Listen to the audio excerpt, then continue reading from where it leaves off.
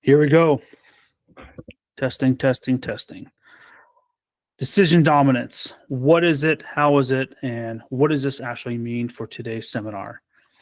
Um, I'm very excited to give this. This is my first time giving this particular presentation. It should go 20 to 40 minutes. We'll see how long it actually goes. And from that, we will decide on how to move forward with your particular ideas around what decisions that you're struggling with right now and how we can work through that. Accompanying this will be downloadable, where like kind of a workbook where you can kind of like work some of these processes through your own deal. So I'm very excited to kind of give this the first time. So let's get moving. This is what you're going to learn during the seminar. First, what exactly is decision dominance and where does it come from? I could tell you that the origin story of it comes from my 23 years in intelligence, where I've been supporting decision makers on high stake type of decisions. Now I say it like that, that's kind of corporate speak. In military speak, it is I provide intelligence support to generals and warfighters who are making decisions where life and death is literally on the line, and millions to nearly billions dollars worth of equipment and actions will be instituted and engaged based on the support that I'm directly giving. So taking that and moving into the corporate world is really what decision dominance is all about. So how do you dominate the field of battle, if you will? So we'll get into that. How to control information overload. One of the main reasons why people cannot make decisions, or what slows down a decision process, is not actually a lack of information. That used to be the problem kind of like back in the day. Now it's having too much information and how to sift through the right stuff. And then we're going to talk about decision risk. So what happens is that every time we make a decision, and I'll get into the more details about this, but basically we are incurring opportunity risk one way or the other, right? We go one path, we're not going another path. And how do we manage that risk? And then I'm going to give you a decision framework that you could use that will allow you to operate at a much faster modality than your competitors and maybe even your peers and bosses. All right, so let's get started. So what is decision dominance? So let's start with the word decision. I really like how Webster is useful. And if you look at the word decide, which only started really being recorded around, between the 1400s, comes from the Latin decidere, which is literally means to cut off or cut away, and to strike and cut down. So when we are making decisions, what's actually happening is we're not choosing a path based on many options. What we're doing is we are cutting away all other options and leaving only one path. That's different, because the other way around, if you think that you have 5 options and you choose option 4, if you go around thinking that, well, I just decided this 1 out of 4 paths, then as you get started, or maybe before, you can then think that you can decide not to do that path and go back to, like, say, option 2. Well, if you're doing that, you didn't really decide anything. All you're doing, there's no decision made. All you're doing is managing your risk, if anything, and you're trying to leave all doors open all at the same time and not committing to any one thing. And that's where, if we talk about the word decide in its true context, which means to cut away all other options, that means that we have to fully commit to that decision until that decision runs out. and not have the mindset that, well, if it doesn't work, I'll just go back to option one. No, there is no option one anymore. Once you've made a true decision, there is no option one. There's only the option. And as you're executing, if you need to make another decision, then you're then presented with 4 to 5, whatever many new options. Because see, what has happened is you moved down the timeline. You've taken actions that's erased those previous options. Once you start moving, you now have to deal with the new reality of that moment. It may look similar to the old reality, but it's not. It is not the same. And so now with the new reality, you then take that and you can move that forward. So when you are making these decisions, there's really two ways to do it in my brain. There's a way that most people make decisions, aka they're presented with a scenario and they weigh the pros and cons, which by the way is just a decision framework, and they make an option and they start moving down that way. That whole cycle can take a lot of time. So we're going to talk about the dominance part of a decision is about being prepared to make these high stake decisions before you have to make the high stake decision. So what just means is that you need to it's called pre-think. You pre-think the most important decisions that you need to make that affect the 80 to 90% of whatever it is that you're doing. These pre-decisions are then mapped out on what I call a decision support template. And what it does is really say, in the future, I know, because I've always made like this type of decision is reoccurring. But when I have to make this decision is based on not time, but maybe events like information. When certain information becomes available, I then have to make a choice or one of many choices. Well, if you can pre-think out those choices ahead of time and understand the information needs that support those choices, then what's happening is this is the dominance part of the moment, is that you have that decision, the information comes into your support template and you realize, oh, what I've been looking for is now available. And so what I got to do now is flip it and go, okay, according to what I already thought out in the calm of my mind when things were not crazy, here are the 2 options or 3 options that when this event occurs, I was going to choose. And based on the information, it would lean to one of these options without me even doing anything because I already pre-thinked this particular moment. And now it allows you to dominate what we call the cognitive space, because you've already done all that hard work ahead of time. And now all you have to do is now you decide which of the options, and you know that decision you're making isn't based on some sort of like gut instinct or experience. It's based on well thought out logic, like the historics of that decision previously that went into the support template in the first place.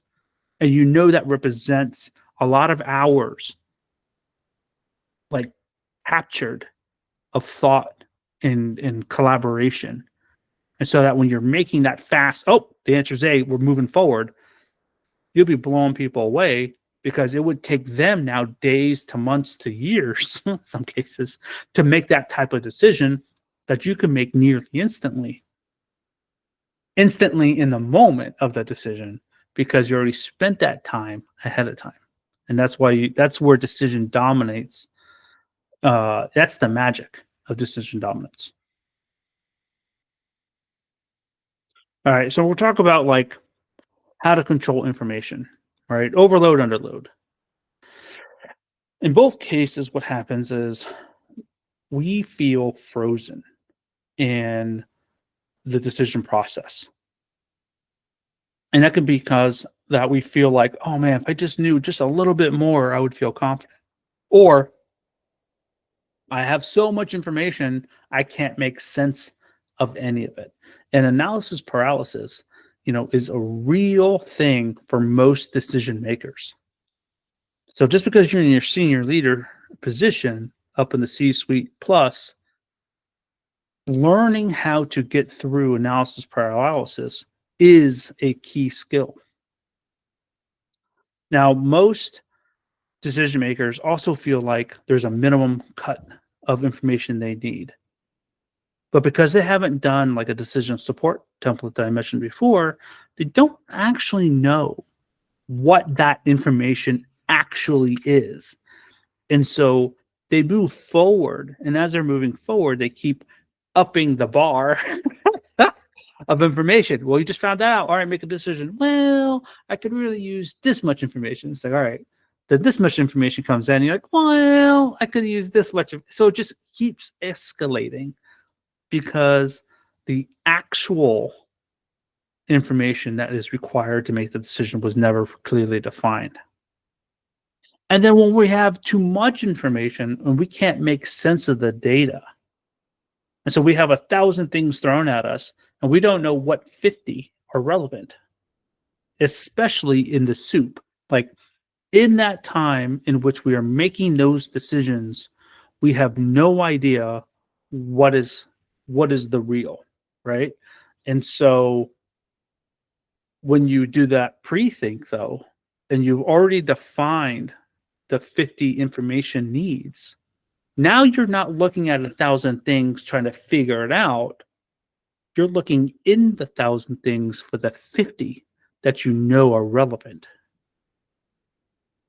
See the difference there, right? And that's how you overcome overload, because you already know what you're looking for. So having 1,000 or 2,000 or 1,000,000 things out there doesn't really matter, because you are only sifting through to look for your key bits of that decision.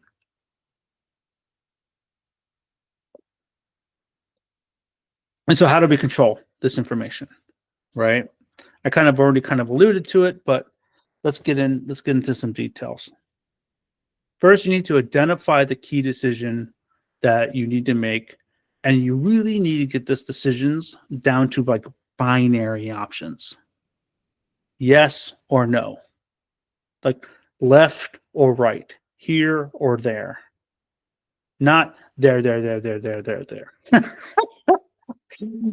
That might be the total. Okay, let me give you some options, right? So let's say you have a decision that you have to make, and the options are that we're going to move to one of 5, let's say 5, 6, say 6 locations based on an event, right? We're going to do 6 things. Maybe there's 6 events, right? We have 6 corporate events that we can go forward on, 6 possible, but we can only afford 1.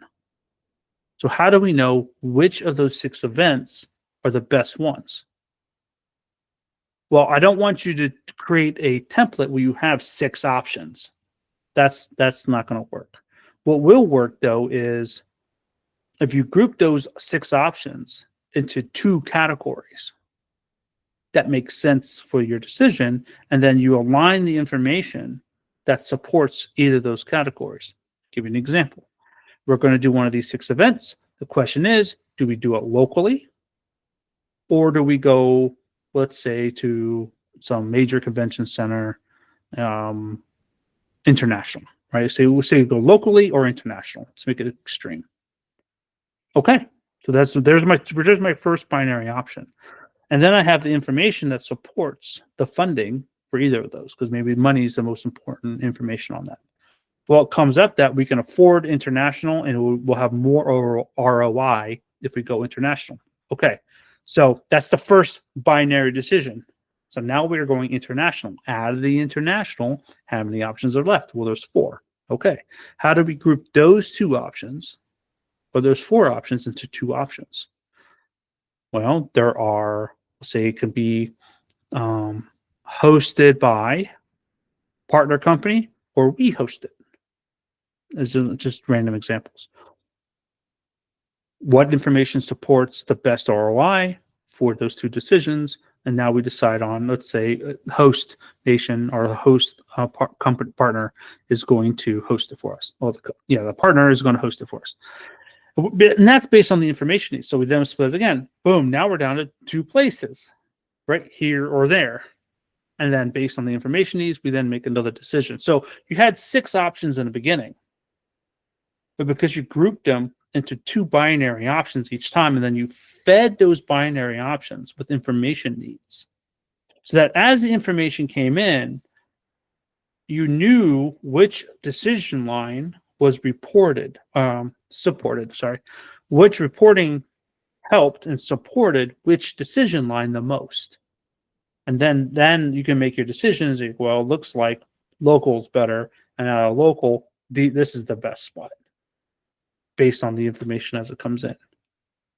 So instead of saying, well, out of these 6 options, which one's the best? Because each of these information needs to support each of those binary options. And then after you kind of like figure that out, right? You know what information you need to make what decisions. You need to decide and figure out how that information flow is going to get to you.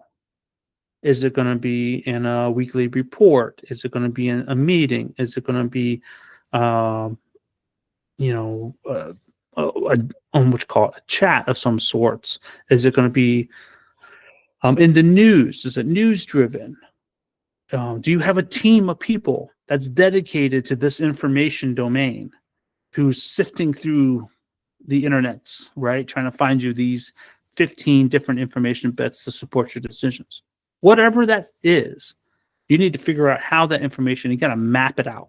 If you're just expecting information just to land in your lap to make a critical decision, then you're not controlling your situation. And once you figure it out, how all that is going to come together, this is where the systemization piece comes in. And you can literally have your decision support template mapped out to information needs, which are tied into information flows. And it's all systemized so it works every single day. And I say systemized, I don't necessarily mean automated. Automation could be a part of it. What's more important is that the process itself, the checklists, are standardized, and the people who are doing it are trained to do it well for you. I know that's a lot, right? But this is what if we're going to be executives and we are in a situation where we're making these high stake decisions where millions to billions of dollars could be on the line, that we want to make sure that we are going to make the best decision we can the first time to get us in the right, what I call quadrant of rightness, right, towards what we're trying to get to. And then we can repeat this process to refine until we get to the place where we're trying to get to. It's not about making one decision, one and done. It's about making the best decision to get as close as possible, fast as possible. And then if you need to make a series of 5 or 6 decisions to get it down, get it nailed, that's fine. Just use the same process versus your competitor who, out of all this information, is still swimming in the data and is paralyzed and doesn't know what to do next. All right, so I'm going to talk a little about decision risk. Because like I said before, when we make a decision, we're going to cut away from all the other options that are out there. And so if we're going to do that, then we need to kind of compensate for that risk. And let me define risk real quick, because I don't think I did a job really talking about what risk is in this context.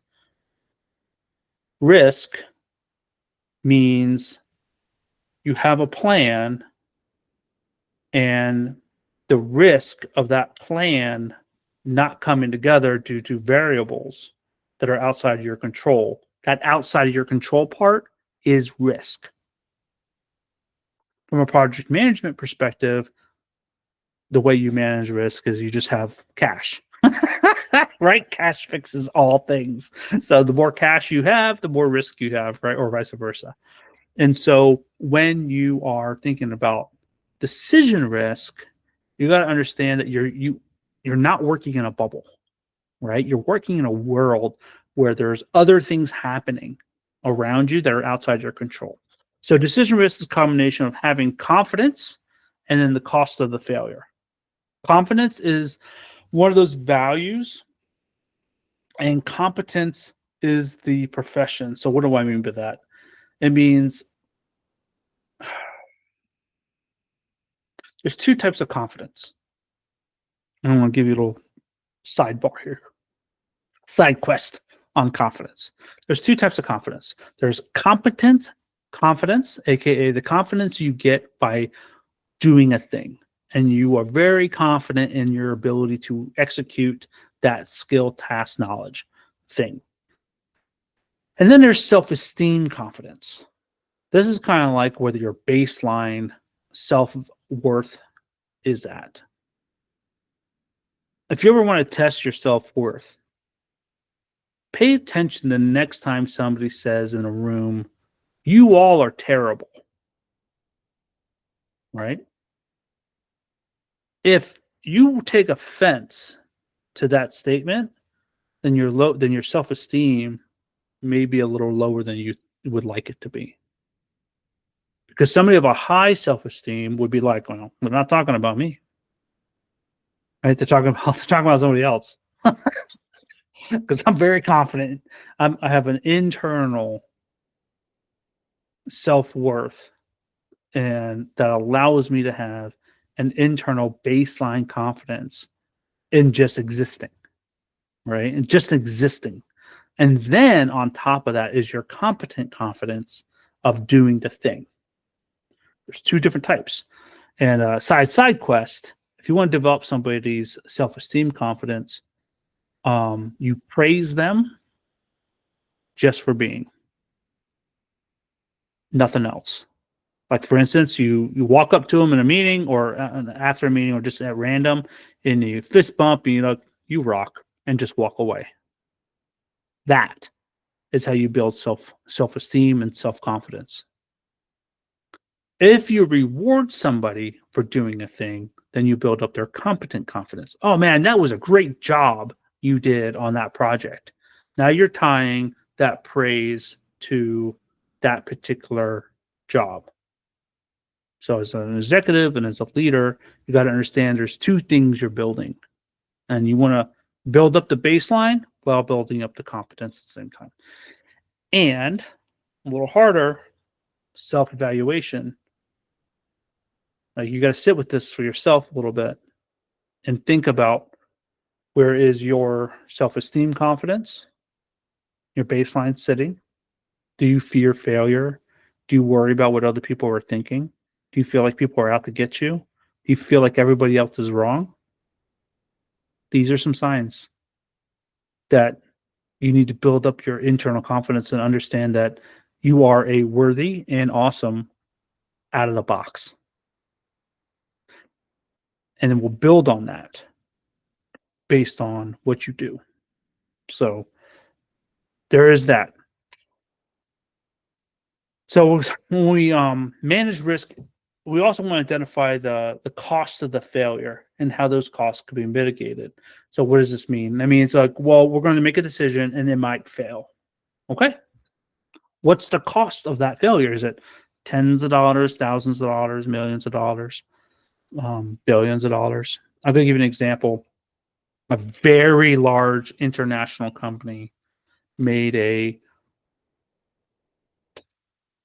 $40 million mistake.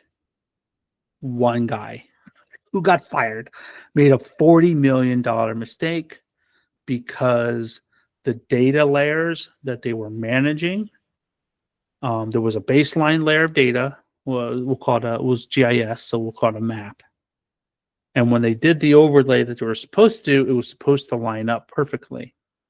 Well, it didn't. They used bad data or whatever, and it wasn't lined up, costing the company $40 million because of that. Because the data wasn't lined up, because the two shape files were not exactly lined up, it cost the company $40 million.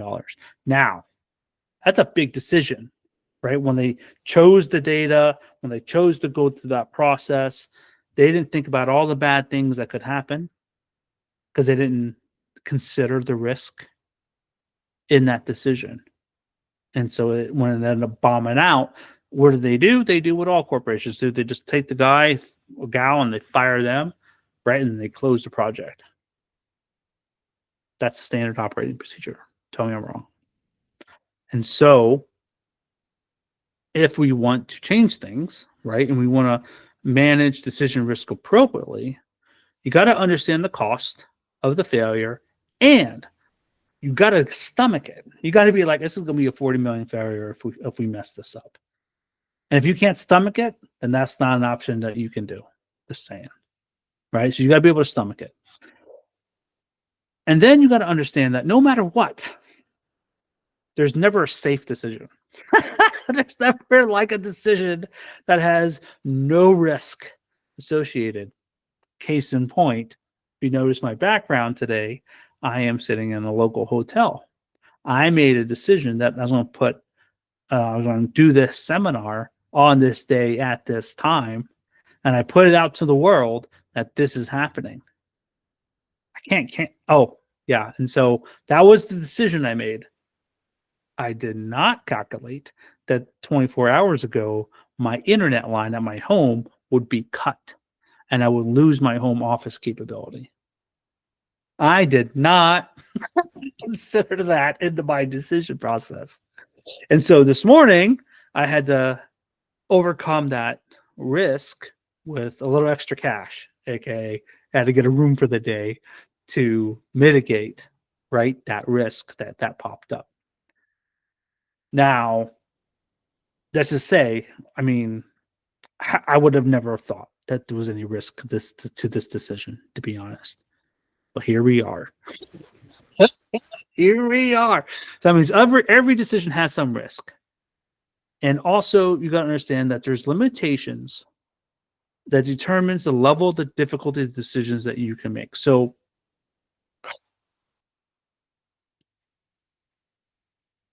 if this room was going to cost me, let's say, $10,000,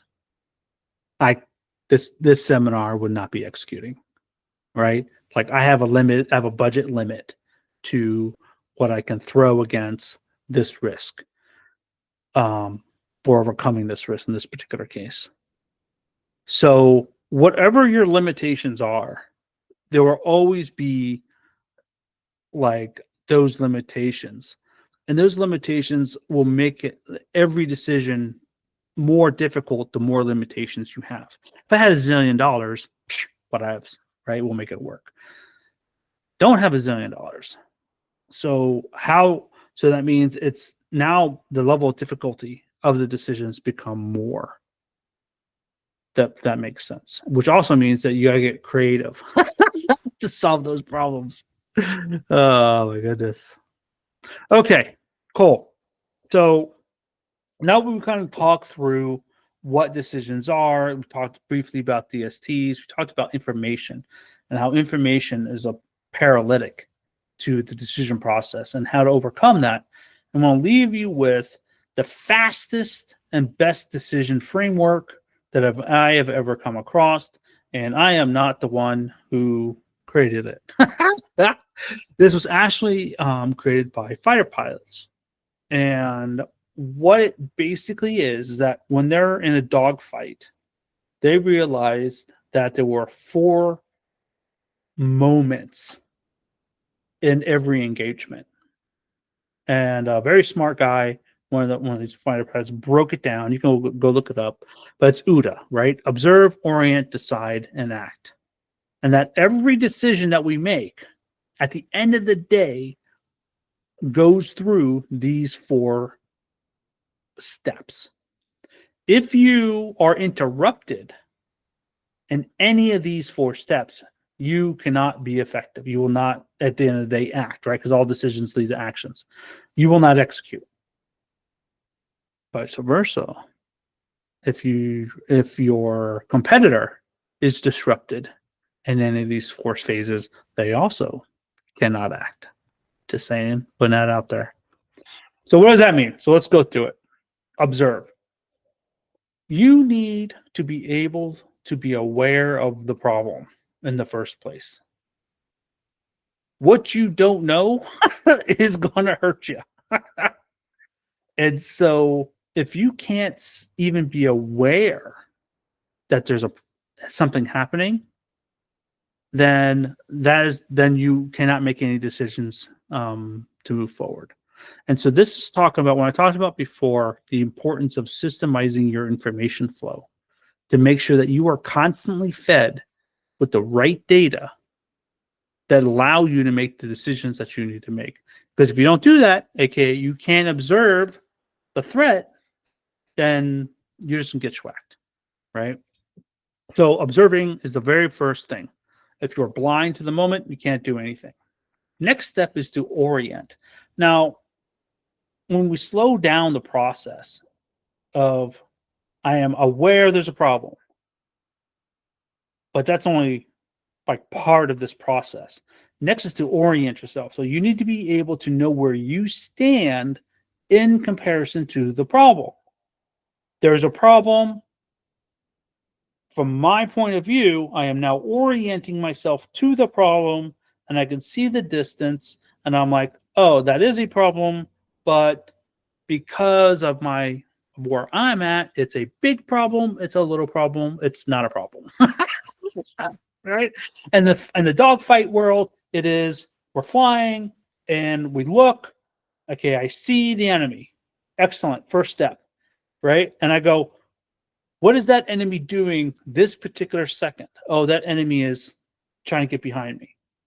I'm orienting myself now to understand the problem. That's what orientation is. It's understanding the problem. It's being aware of the problem and then understanding the problem. Then we're going to decide. In this fighter pilot case, I'm going to decide that I'm going to chase. So I pull up. My goal is to get behind them. So right, because this is the decision I'm making based on, I've observed, oriented. Oh, that's what they're doing. I've made a decision. I cut away all other options, and I am flowing through. Now I made that decision fast because I already knew through my training that when the enemy does this, I do that. That is the best maneuver in my decision support template, if you will. And as the information comes in, I know that's the best move. I don't have to think about what the best move is. Should I turn left? Should I turn right? Should I go down? Should I go up? No, I've already thought this out. He does this, I do that. So in the corporate world, now we're getting back to what we talked about before about those decisions, those pre-thought, that decision support templates and the information needs and the information flow. And as those things green up, those little micro indicators green up on, this is now a thing, this is now a thing, this is now a thing, that now allows us the opportunity to make what this rest of this whole presentation was about, which was decide left or right.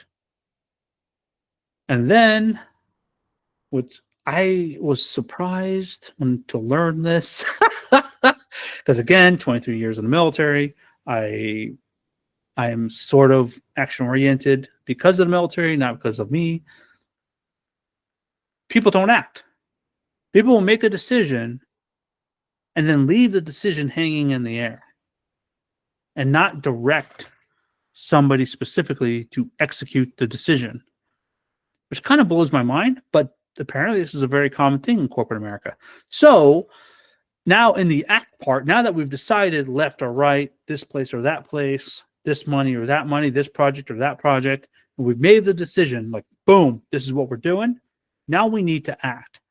If you don't act, the decisions don't really matter, right? And so what we do at that point is we can then take this action based on the decision, and the way you take an action is by executing either yourself in time and space, or it's properly delegated to the team or process or whatever to actually execute with the deadline and with accountability attached and resourced, right? Resourced and accountable for it to act. A whole different seminar on acting. But the idea is, If you decide on something and you just let it hang, assuming somebody's going to pick it up, like a ball dropped, right? Somebody will just scoop it up and run with it. They won't. Let me tell you right now, they won't. Bystander effect is a thing. People won't, especially in corporate environments. People need to be told. It's just facts. And so tell them what to do. You're the boss. You're the executive. Don't expect them to operate on your level of just picking things up because it's the right thing to do or because it fits the bigger mission. They're not going to do it.